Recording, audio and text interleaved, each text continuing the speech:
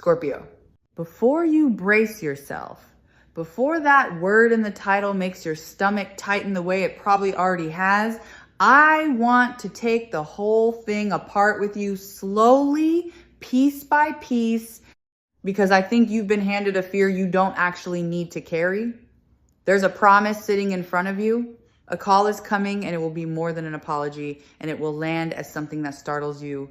Let's not swallow that whole. Let's open it up and look at what each part of it really means. Because when you understand what's underneath the words, the fear tends to dissolve and something steadier takes its place. Start with the smallest word, the one people skip right past, not as in, not just an apology. That single word is doing an enormous amount of quiet work, and I want you to feel the weight of it. An apology is a contained thing. It has edges. Someone says the words, you receive them, and the transaction closes. But the moment you say something is more than that, you're describing something that spills past its container that won't fit in the tidy shape of a simple apology. What's coming towards you doesn't fit in that shape. It's bigger than the box people usually use for these moments. And that overflow is the first thing I want you to understand. When you find your way to Sarah Angel Tarot, it's usually because part of you is already listening for exactly this kind of overflow, the meaning that refuses to stay small. So if it isn't just an apology, then what is it? Let me dismantle the word apology itself, because it's become almost meaningless from overuse. A common apology is often about the person giving it. It's a way to relieve their own discomfort, to set down guilt, to be told they're forgiven so they can feel lighter. That kind of apology asks something of you. It asks for absolution. But what's approaching you is oriented the other way entirely. It isn't reaching for relief. It's reaching to give you something, to place a truth in your hands that you have every right to possess. And that difference in direction is everything. One kind of sorry takes, the other kind offers. What's coming is the offering kind. Now hold the medium of it for a moment, because this arrives as a call, and that detail is not incidental. In a world where almost everything difficult gets typed out and sent from a safe distance, the choice to use a voice is itself a message. Text is where people hide. You can edit a message a dozen times, strip the shake out of it, delete the sentence that reveals too much, present a version of yourself that's already been sanded smooth. A voice can't do that. A voice carries the tremor. It carries the pause where courage almost fails. It carries the breath before the hard part. Choosing to be heard rather than read is a decision to be undefended, and the person approaching you is choosing exactly that, whether they've consciously realized it or not. Let me take apart the word that's been making your pulse quicken, because I think it's been misunderstood since the moment you read it. Shocking. What is a shock really? Strip away the drama, and a shock is simply the arrival of something your mind wasn't braced for, something that exceeds the size of what you expected. It has nothing inherently to do with danger. A shock can be cold and it can be warm. The body reacts the same way to an unexpected gift as it does to an unexpected loss. That same jolt, that same catch of breath, and only a heartbeat later does the mind sort it into good or bad. So when the promise says shocking, don't let your fear finish the sentence for you. The jolt that's coming is the jolt of something larger than you let yourself hope for, arriving faster than you were ready to believe. Here is the first layer of what will surprise you, and it's a tender one, the specificity. You have probably spent a long time quietly assuming that the details slipped away for them, that the small things you shared dissolved into a general blur while you were the only one still holding them sharp. Prepare to be wrong about that in the most reassuring way. What you're going to hear is precision, references to things you were sure only mattered to you. A memory produced intact with details you'd forgotten you'd even mentioned. That precision is not something a person can fake in the moment. It only exists because they kept it, turned it over, held onto it in private. The specificity is the proof that you were never carrying this alone. The second surprise sits underneath the first, and it's structural rather than emotional. This person is breaking their own patterns simply by making the call at all. Think about who they've been.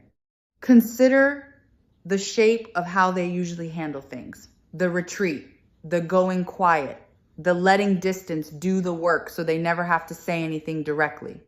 That's their default, their well-worn groove. And a call shatters that groove completely.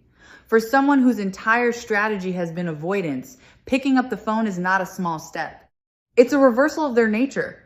The medium alone tells you that something in them has genuinely shifted, because the old version of them would never have risked being this exposed. The call is the confession before a single word is spoken.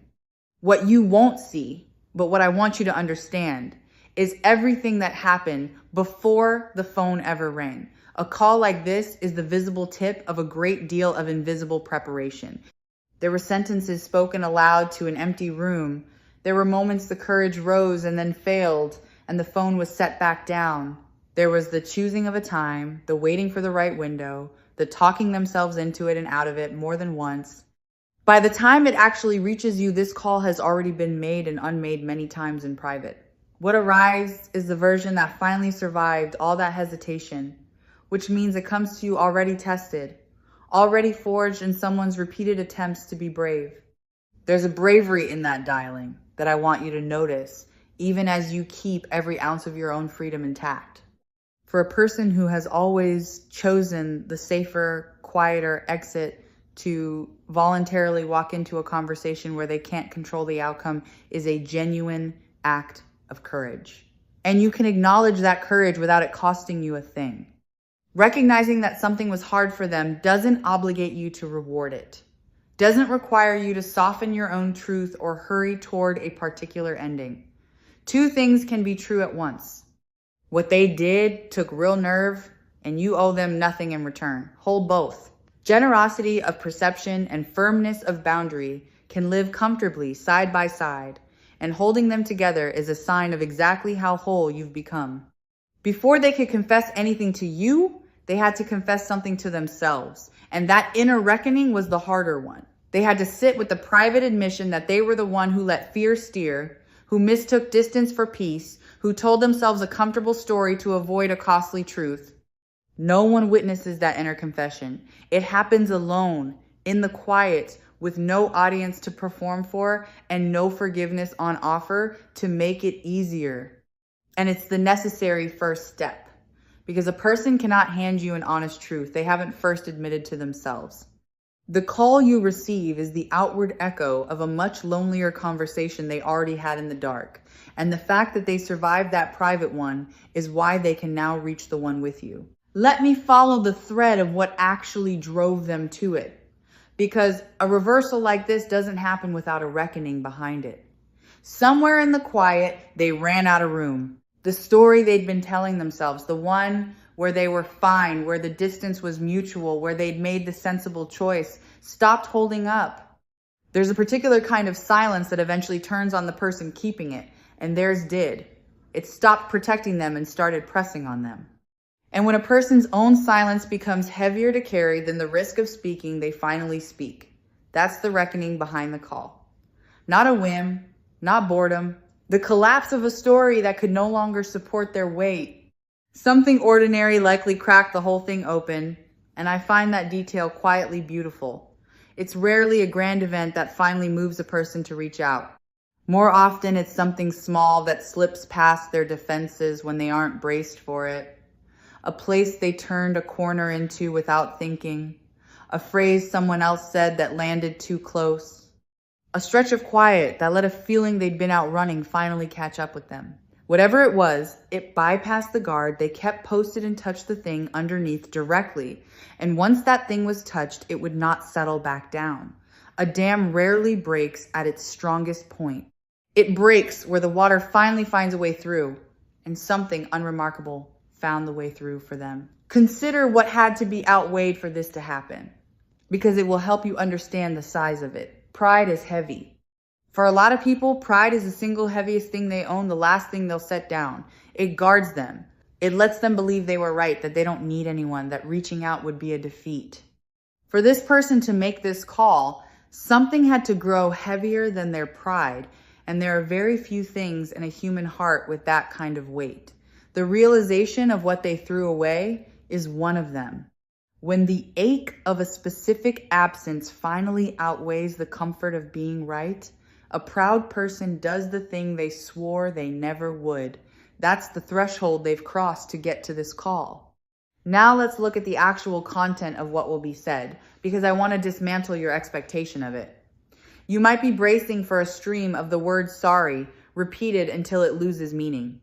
That's not the core of it. The core is an admission of value, which is a very different animal. Sorry is about the past, about the wound, about the wrongdoing. But an admission of value is about the present and the future. It sounds less like I hurt you and more like I understand now what I had. It's the difference between someone apologizing for breaking something and someone finally recognizing that the thing they broke was priceless. The second is far rarer and far more powerful, and it's the one that's on its way to you. There's a texture to certainty in a voice that you're going to notice immediately, especially because you may have grown used to the opposite. If this person was ever evasive with you, ever non-committal, ever the one who kept things vague to keep their options open, then the thing that will genuinely startle you is how sure they sound this time. The hedging will be gone. The maybe this, maybe that will have burned away. In its place will be a clarity that you might have doubted they were even capable of. That shift from vagueness to certainty is one of the most telling changes a person can undergo, and hearing it directed at you, about you, is the kind of thing that rearranges what you thought you knew. These are exactly the quieter signals, the ones beneath all the noise, that a reading on Sarah Angel Tarot exists to help you hear clearly. Understand, too, that the person calling is not identical to the one who once went quiet. Time doesn't only work on you. It works on everyone, and it has been working on them. And the one reaching out now has had to become someone a little different in order to do it at all.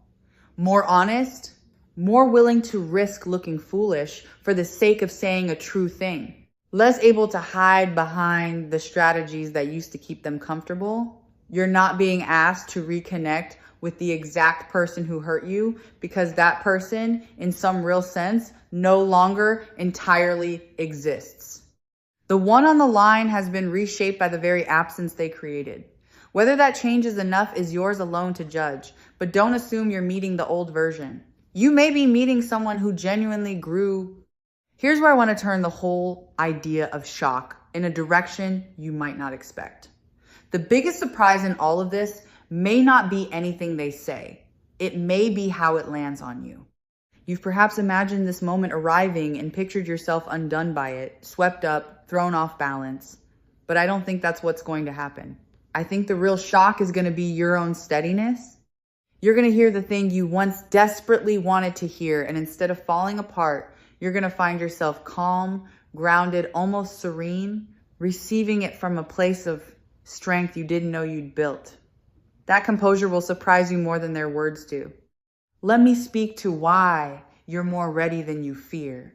Because I sense the worry that you'll be caught defenseless. You won't be the version of you that would have been ambushed by this call, that would have answered breathless and grateful for any scrap. That version has quietly been retired. In the time that passed, you did the slow work of becoming someone with your own center of gravity. So when the phone lights up, you're not going to be the person scrambling.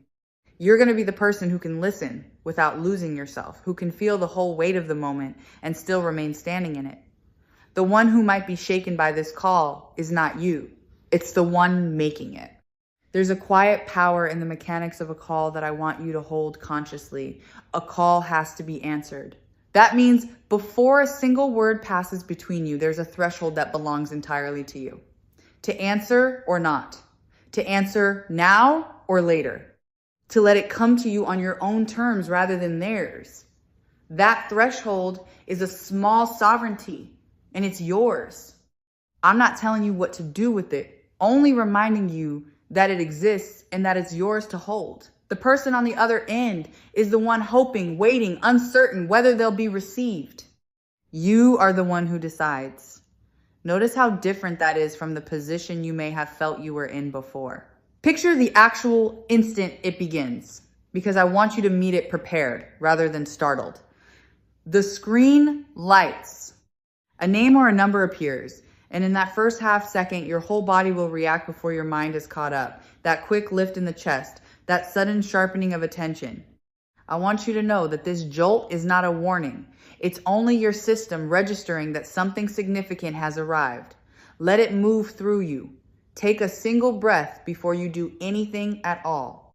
You don't have to answer on the first ring, or the second, or at all if you're not ready in that moment.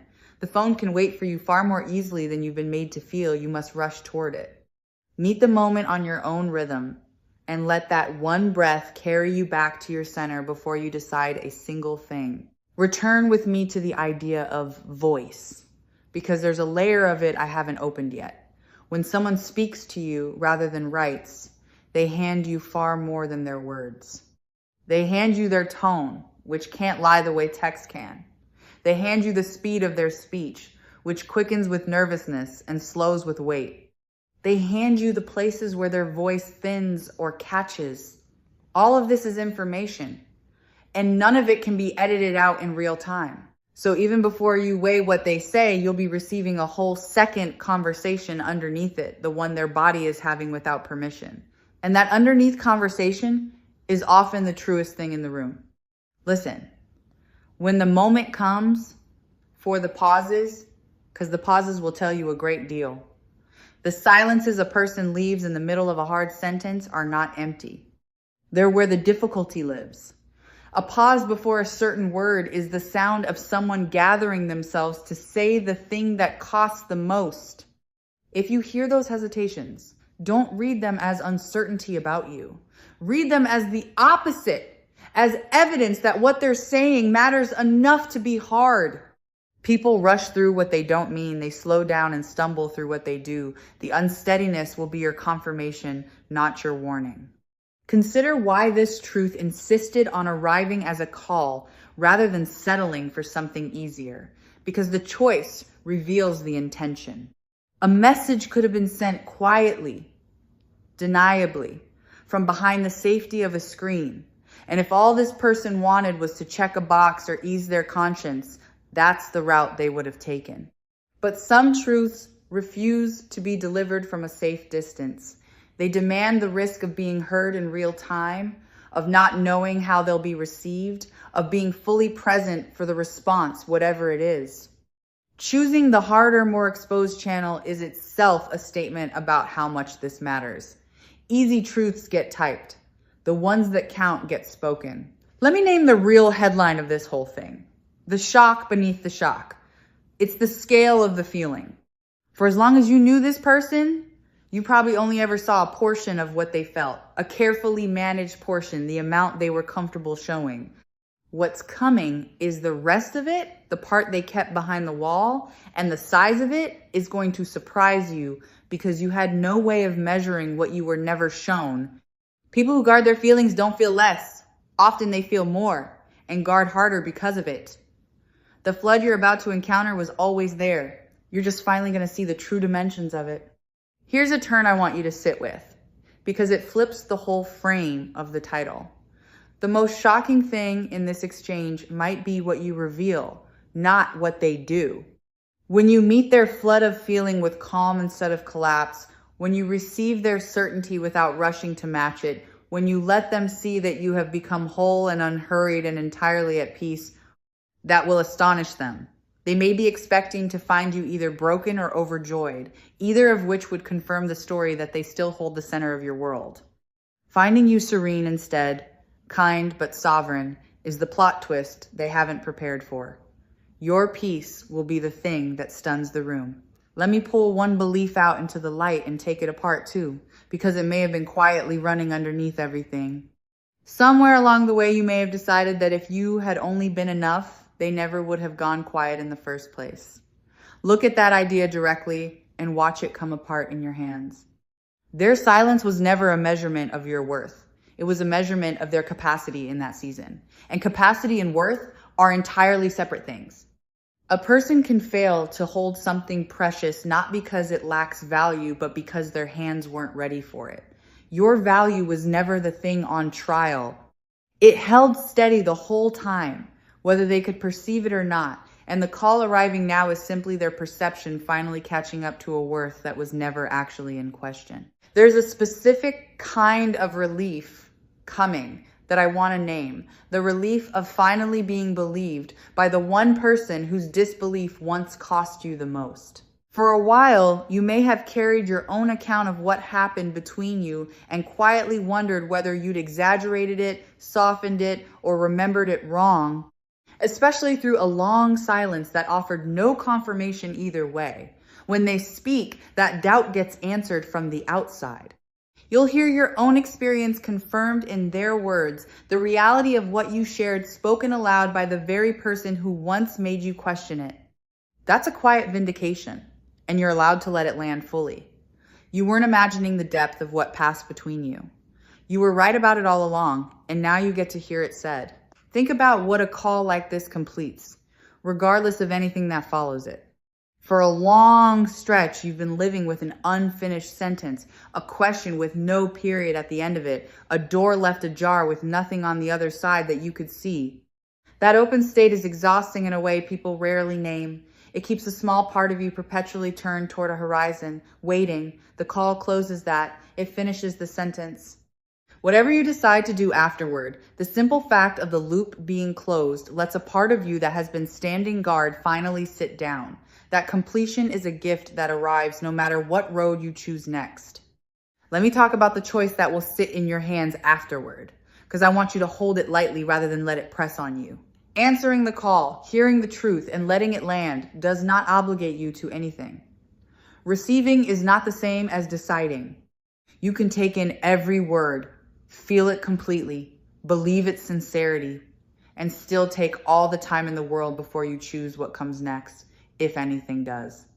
There's no clock on your response that anyone else gets to set. The confession is theirs to give. The choice of what to do with it is yours to make, unhurried, uncoerced, from your own center. Keep those two things separate in your mind, and you'll move through this with grace. Let me set the idea of forgiveness in its proper place, because the warmth of this moment invites it, and I don't want it to be misunderstood. Forgiveness is not a verdict you deliver on whether what happened was acceptable. It isn't a gate you're obligated to open, and it isn't a performance of pretending you weren't hurt. It's simpler and more private than any of that. Forgiveness is the moment you stop letting the injury run your life, and it's for you far more than for them. You can forgive completely and still choose distance. You can forgive and choose closeness. The forgiveness and the choice are two separate movements, and you hold both of them, and no call, however moving, gets to collapse them into one or hurry either along. Know in advance, too, that you're not required to fill the silences with reassurance. When someone pours out a truth, there's a strong pull to immediately soothe them, to say it's all right, to hand back comfort so the moment stops being uncomfortable. You don't owe that. You're allowed to receive what's said and simply let it sit. You're allowed to say you need time. You're allowed to offer nothing more than an honest acknowledgement that you heard them. The instinct to rescue the other person from the discomfort of their own vulnerability is a generous one, but it isn't a debt. Let the words they spoke stand in the open air without rushing to wrap them in your response. That restraint is not coldness, it's self-possession, and it belongs entirely to you. And if you do choose to let this person move any closer, know that you don't have to return the trust they once held as though nothing happened in between. Trust is not restored by a single moving call, however sincere it sounds. It's rebuilt slowly, through consistency shown over time, through small promises kept when no one is watching. There's no shame in asking for that gradual rebuilding rather than granting instant restoration. In truth, the willingness to let trust be re-earned at your own pace is one of the healthiest things you can carry into any second chapter. Watch, in whatever days might follow, whether they honor the pace your heart needs or push against it, How they treat your need for time will tell you nearly everything worth knowing. Notice how different this moment is from the ones you may have rehearsed in the harder stretches. Back when the silence was fresh, a call like this would have felt like rescue, like being pulled from water. Now it arrives as something cleaner, a meeting, rather than a rescue, because you're no longer drowning. You learned to stand in your own water a long time ago, so the call doesn't save you from anything. It simply meets you where you already stand, on solid ground you built yourself. And there is a quiet dignity in being met rather than saved, in receiving good news as an addition to a full life rather than a lifeline thrown to an empty one. I want to honor what the waiting taught you, because the call is going to prove that none of it was wasted. Every stretch of uncertainty you sat through was quietly forging the exact steadiness you're about to draw on. If you'd received this call while you were still raw, still reaching, you might have grabbed it and lost yourself in it. But the timing held until you were ready to meet it as an equal, and that wasn't cruelty, it was care. The version of you that answers this call is the version that can handle it well. And that version had to be built.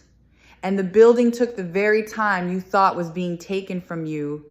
There's a thing about your intuition I want to underline here, because this call is going to confirm it. Some quiet part of you already sensed that it wasn't finished. In the moments when your mind insisted it was over and done, a deeper knowing kept gently disagreeing. And you probably talked yourself out of it more than once. When the call comes, let it teach you to trust that knowing next time without the argument. Your intuition has been running ahead of the evidence this whole time, and it's been right. The call is the evidence catching up to what you already felt. Let that recalibrate how much you doubt yourself going forward. I want to say something to the version of you that nearly gave up on this, because that version deserves tenderness rather than judgment. There were stretches, weren't there, when you decided the hoping was foolish, when you tried to force your heart to close the matter and move on for good? That version of you wasn't weak. They were trying to protect you from a disappointment they couldn't rule out. But even as they reached to shut the door, some stubborn ember refused to go fully cold. Some quiet part of you that couldn't quite accept that this was meant to end for good. That refusal, which felt at the time like a failure to let go, turns out to have been a form of knowing. The part of you that kept a small flame lit was in contact with something your reasoning mind couldn't yet see, and this call is the proof that the flame was worth keeping. Let me widen this out, because the shift underway reaches past this single relationship. When one long-held question in your life finally gets an answer, a strange thing happens to everything around it. Energy that was tied up in the not knowing gets released, and it flows into places you didn't expect. You may notice, after this call, that other stuck things in your life begin to loosen almost on their own, as though resolving this one held tension freed up a reserve you'd been unconsciously spending on it. A single knot coming untied relaxes the whole rope. Watch for that ripple in the days that follow, in rooms of your life that seem unrelated to this one. There's something you'll quietly carry away from this that has nothing to do with whether you rebuild anything, and it's worth naming on its own. You will have witnessed a person choose honesty over comfort, humility over pride, presence over the safety of distance. Watching someone actually do that, watching a guarded heart open in real time, is rarer than most people ever get to see, and it tends to leave a mark. It teaches you, at a level far deeper than argument, that people are capable of genuine change, that a story is never quite as finished as it appears, that the ones who go quiet are not always gone for good. You'll take that knowledge forward into every future connection, and it will make you a little more patient, a little more willing to believe in what a person can become. That lesson is yours to keep no matter what you decide about this particular call. I want to prepare you for the aftermath. The quiet that follows the call, because it has a particular quality worth naming. After a moment this charged, there's often a stillness, an almost anticlimactic calm, where the enormous thing has happened and now the world is simply going on. Don't mistake that quiet for nothing. It's the sound of something settling into place. It's a nervous system that's been braced for a long time, finally allowed to unclench. You might feel a strange spaciousness, A room in your chest that used to be occupied by the question and is now simply open. That openness is not emptiness. It's the space where new things get to grow. Let me be honest about the range of feelings the call might stir, because I want you to give yourself permission for all of them. You might feel joy, plain and bright, and you're allowed to feel it without second guessing whether you should. You might feel an old ache resurface alongside the relief, and that's allowed too, because the heart can hold gratitude and grief in the same breath. You might feel a startling calm, as though a part of you always knew this call was coming and is simply nodding at its arrival. Whatever rises, let it rise. Don't script your reaction to fit anyone's expectation, including your own. The honest response, whatever it turns out to be, is the right one. There's a form of respect I want you to extend to yourself in advance, which is to trust that you'll know. When you hear their voice, when you receive their certainty and their specifics and the tremor underneath, some clear part of you is going to register whether this is real, whether they've truly changed, whether what's being offered is solid. You don't need to figure that out ahead of time or brace with a strategy. Your discernment is sharper than your anxiety gives it credit for. In the moment, from your centered place, you'll be able to feel the truth of it, and you can let that felt sense guide you rather than any rule you tried to decide on beforehand. Let me return one more time to that word from the title and set it down gently in its proper place. Shocking. By now, I hope it's lost the sharp edge it had when you first read it. What's genuinely surprising here is not a threat and not a catastrophe.